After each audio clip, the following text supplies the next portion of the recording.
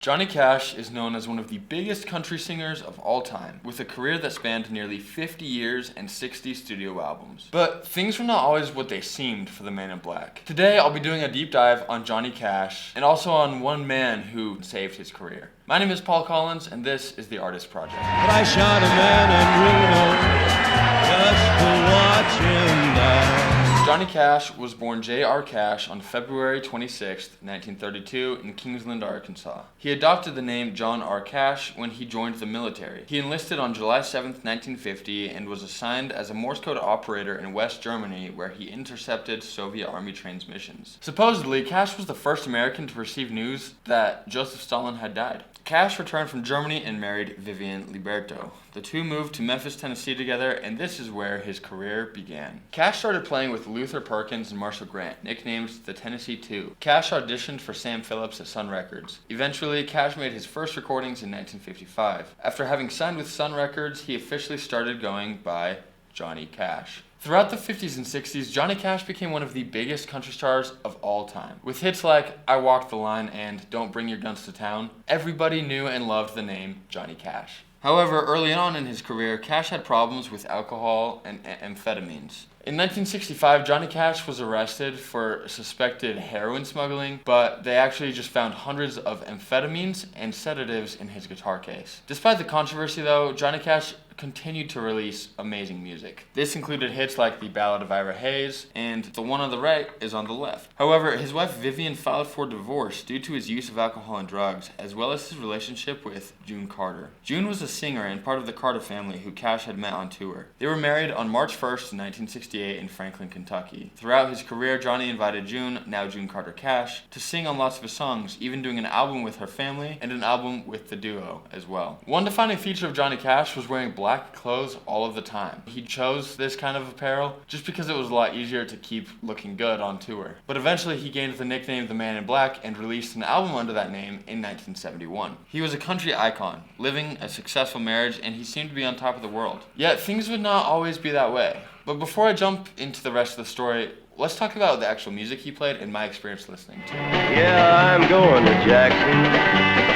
Look out, Jackson Town. As you know, for every episode of The Artist Project, I listen to an artist's entire studio album discography, which, for the albums that were available for Johnny Cash, meant up to 60 albums that I listened to over the last few months. A lot of Johnny Cash's most famous music is the stuff that came from his early time with the Tennessee Two, where they played fast, upbeat music with walking bass lines and fun guitar riffs. As time moved on, his sound evolved as well. He played lots of gospel albums, Christmas albums, and even experimented with some interesting concept albums. Johnny Cash was very well known for his baritone voice, his booming personality, and his intricate storytelling. Cash grew up in the Great Depression and spent a lot of time picking cotton and doing other things with his family, and so his music really represents the working class and the struggles of impoverished America. He also ended up writing about some social issues, including the treatment of the Native Americans by the U.S. government. His concept album, Bitter Tears, Ballads of the American Indian, directly addresses this topic. Even though Johnny Cash was able to find some more success as he went through his career, he never was able to reach that peak that he had in those early years throughout the 50s, 60s, and 70s. It seems like he was never quite as consistent or as impressive as he had been early on. The 80s seemed to be a rough period for him, and he relapsed into addiction in 1983. After 26 years of working together, Columbia Records ended up dropping Johnny Cash. He briefly signed with Mercury Records until 1991, but didn't see much success.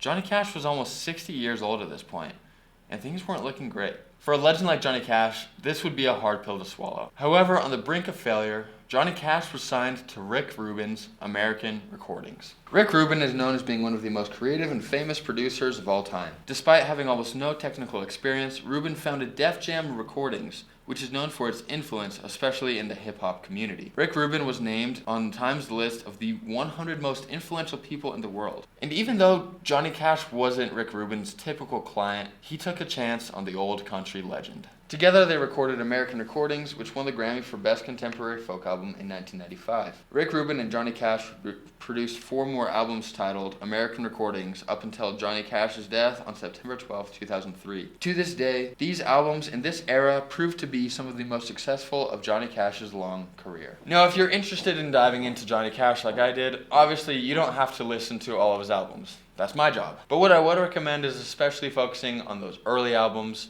and the American Recordings albums at the end.